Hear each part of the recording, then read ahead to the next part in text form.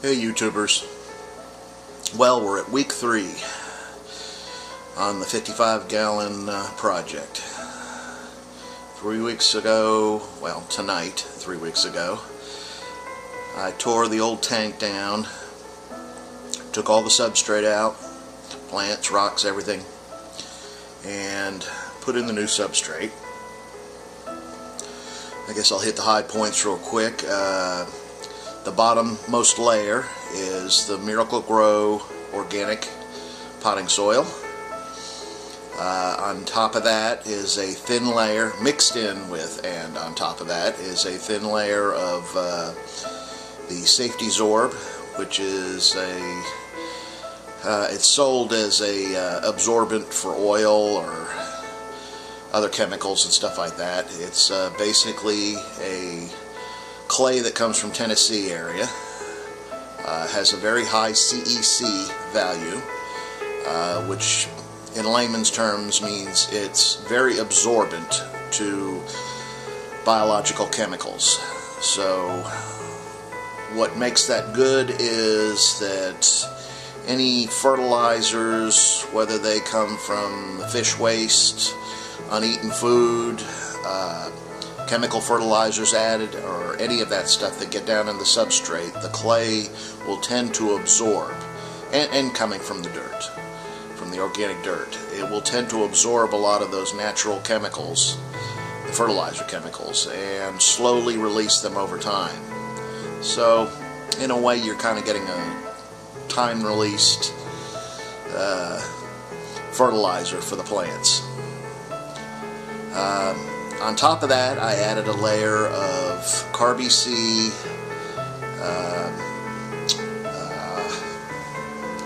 not the Eco Complete, but what was it? If you look back at the tank setup video, it'll tell you what it is. I can't remember the name right off the top of my head. But basically, it's mineralized clay also. It has a lot of your potassium and iron and manganese and all the minerals that you need, or the plants need. And that's about an inch thick of that. And the very top layer is a sandblasting sand that you can pick up at Tractor Supply. It's called Black Diamond Sandblasting Sand. It's inert, so it won't cause any changes to your water chemistry, and it looks great. And it's cheap. The plants were planted. I've added a few since. At this 3-week mark, I would have to say that I am extremely pleased with the results. There are a few deficiencies still showing on some of the Amazon sword leaves, being that those are fast growers and hardy growers. They're showing a little lack of potassium. I did start dosing a little bit yesterday. The only fertilizers I have on hand are the Brightwell Florin Multi, which is kind of like the Flourish Comprehensive. It's got a few extra things in it. It does have it's enhanced with iron and some other minerals and stuff, but it is a all-in-one fertilizer. And I mean, I've got probably 2/3 of a bottle left of it, so I guess I'm going to kind of work with it until it runs out. I do have plans to get the dry ferts. Right now, price-wise and delivery as being the closest place, I'm looking at Greenleaf Aquariums, which is down in Florida. Last time I checked, they did have a better price on the package than 3 or 4 other places. I think the Planted-aquarium or something, which is out in California. I checked them; they were a little bit cheaper than them, and there was a couple other sites that I checked that they were out in the West, and They did undercut them a little bit. Obviously the shipping is a little cheaper since they're just down in Florida. I don't have to pay to get it shipped all the way across the country, and I also don't have to wait for it to be shipped all the way across the country. So that's my plan with that. That'll probably be next month or December sometime. I did already purchase the scale to do the scaling of the dry ferts, so I'm all set up there. Additives wise, I am still running the DIY CO2, which seems to be working quite well for me right now, and I am still dosing with a homemade brew of XL, which is the glitter aldehyde that a local hobbyist has made up a batch of. He's by profession he's a chemist, so I think he knows what he's doing, and I've been dosing it since I started the tank up 3 weeks ago, and haven't had any fatalities. The plants are growing bonkers, so I'm real happy with his mixture, and not to boot, it's a lot cheaper than the XL.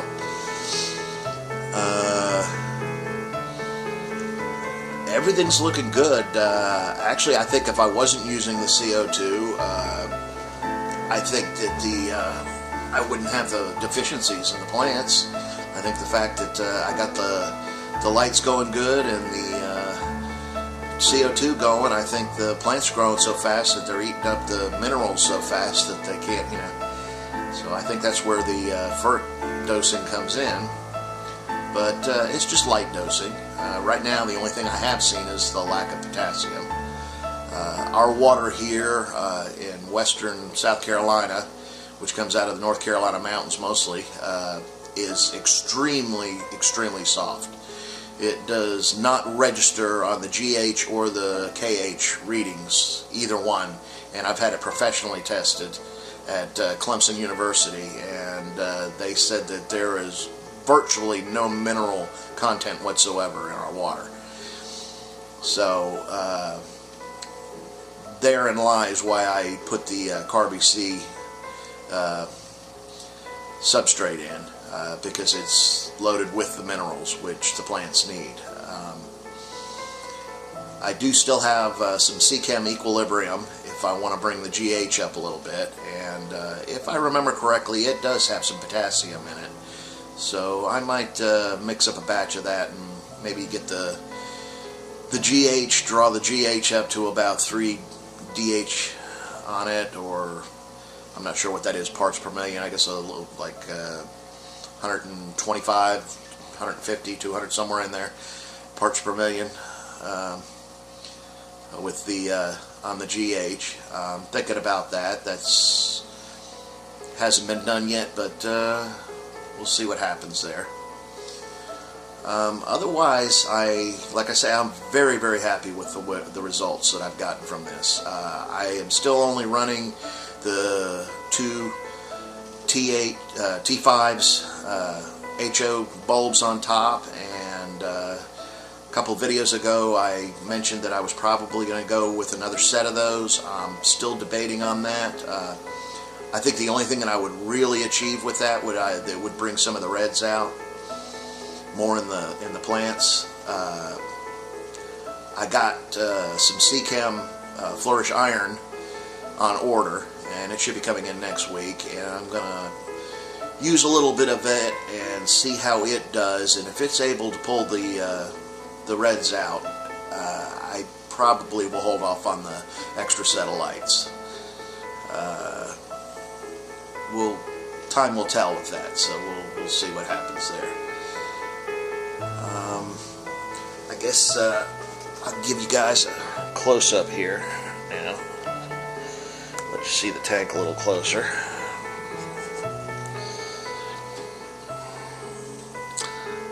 As you can see right there on that leaf, there's where it definitely shows, and there's a leaf back there towards the back. You can see the holes in it, and for those of you who are just getting into planted tanks, that is a definite sign of a lack of potassium deficiency.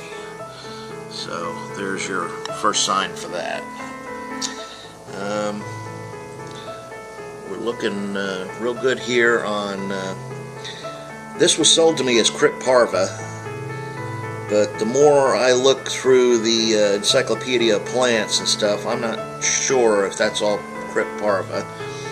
If anybody else sees something in there that they can identify as different, as you can see, some of that's got kind of an orangish, almost a red leaf, like this one right over here, and this guy right up here towards the front, and then the other ones are more green, so I'm thinking maybe I got a couple of varieties in there, but it's growing great. The Tiger Lotus, we got 4 leaves on it now, and she's looking good. The Anubias, not Anubis, is looking great.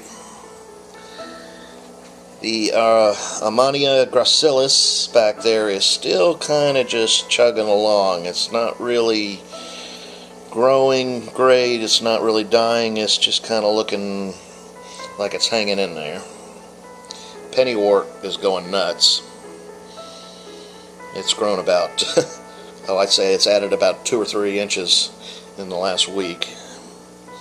Some more of the Anubias.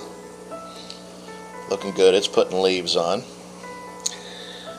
The dwarf hairgrass down here actually seems to look a little bit better today. It was kind of just holding its own and looking okay before, but since I dosed the first yesterday, I think it's perked up a little bit. So I'm probably still going to have to add some fertilizer. Kind of trying to avoid that. That was one of the major purposes of doing the substrate switch over, but looks like I'm still going to have to add a little fertilizer. Sawtooth is definitely making the change. I don't know if you can tell on this video, but the very tops, right there, and right there, are definitely going into the very pine needle spiny look, so it's definitely making the transition. Excuse me. The chainsword, not really sure. It's there. I think I've got a couple of runners that have come off, but maybe the dosing will help a little bit. And oh yeah, as you notice, no more filter on the front of the tank. I finally got that removed. The Kabamba is just going nuts. It's all the way up to the surface over here. There's my red root floaters. They're definitely liking the fact that that other filter's off, because they were blowing all over the place and getting pushed down in the water and everything. So now they can just kind of leisurely float across the top of the tank. But looking good. So that's where we're at. Very happy with the results I've gotten. If anybody is frustrated with the old gravel substrate and having to put root tabs in all the time and dose with fertilizers and still not getting the growth they want, I would highly recommend going this route. It definitely makes a difference. I mean, night and day difference. I was struggling to keep plants alive, and they just barely looked decent before, and now I'm barely having to do anything other than just, you know, weekly water changes and add a little bit of fertilizer every once in a while, feed the fish, and everything is just doing great on its own, which is really what I was trying to achieve. So I'm very happy. I'd like to do a shout out to all my new subscribers. Welcome aboard. Hope that you can get something out of my videos. We're all out here trying to kind of stab away and experiment with and try new things, and that's the great thing about YouTube. You can check out a lot of different channels, and you know, just because you got a book from the pet store that says you can't do this doesn't necessarily mean that it can't be done. The one words of advice I would like to give today is that when you watch different people's channels, always remember that what works for them and what they swear by doesn't necessarily mean that it will work for you. So keep that in mind. Well, I won't say none of us, there are some professionals out there, but a lot of us are just hobbyists, and we're kind of working our way through it. So really what it comes down to is you can try a lot of different things, and whatever works for you is what works for you, and what works for us works for us. And you know, the water in the country and across the world, it's different all over the places. It has different mineral contents and different additives and different things in it. So you know, some people can grow stuff without barely adding anything, and other people have to add a lot of stuff. Like us with the soft water here, I had to add the mineralized gravel in there so that the plants would be able to get some of that stuff, because it doesn't come in the water. People in hard water areas have plenty of that stuff, and I know they probably would say they would kill for the soft water, but you know, it just depends on what you're doing. Now, if I was going to do a African cichlid tank, you know, hard water would be fantastic, and I would be bitching about the soft water here. But I decided, since my water's soft here, I'm going to go with soft water fish and soft water plants. That way I don't have to fight it so much.